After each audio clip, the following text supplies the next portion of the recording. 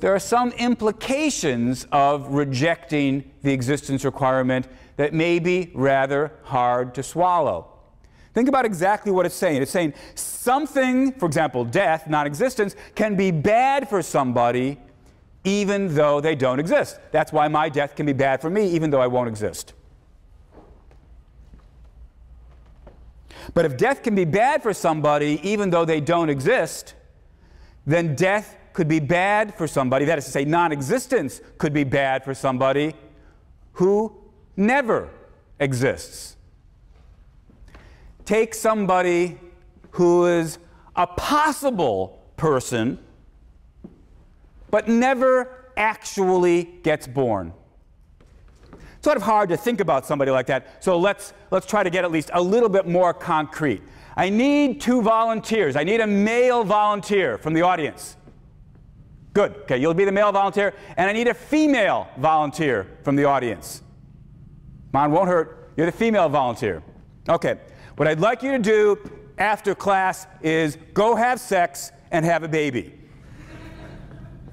Okay. Now, let me just suppose that this isn't actually going to happen. Sorry.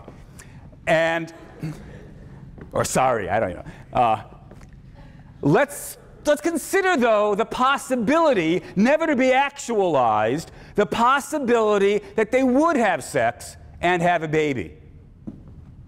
You know, his sperm join with her egg, form a fertilized egg. The fertilized egg develops into a fetus. The fetus is eventually born. It's the fetus that we got by mixing, egg 37 with sperm 4,309,000. There's a person that could have been born, but let's suppose never does get born. That particular person who could have been born, let's call Larry. Okay, Larry is a possible person. Could happen, but won't happen. Could exist, but won't exist. Now, how many of us feel sorry for Larry? Probably nobody. After all, Larry never even exists. How can we feel sorry for Larry? Now that made perfect sense when we accepted the existence requirement. A, something can be bad for you only if you exist. Since Larry never exists, nothing can be bad for Larry.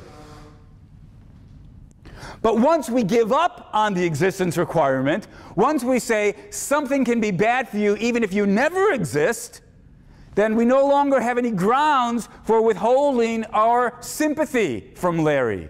We can say, oh my gosh, think of all the goods in life that Larry would have had if only he'd been born.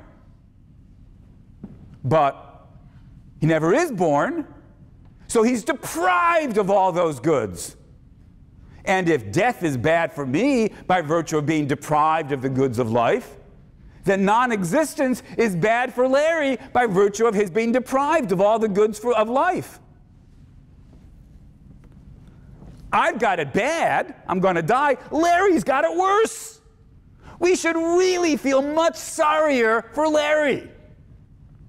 But I bet none of you feels sorry for Larry, this never to be born at all person.